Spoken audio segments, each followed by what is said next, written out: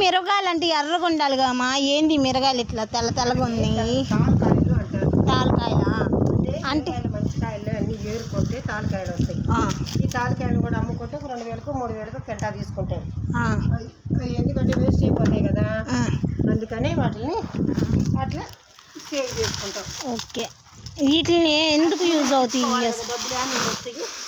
ఈ సంవత్సరం పంట సరిగా రాలేదు అంటే ముడత తెగులు వచ్చి పంట పోయింది.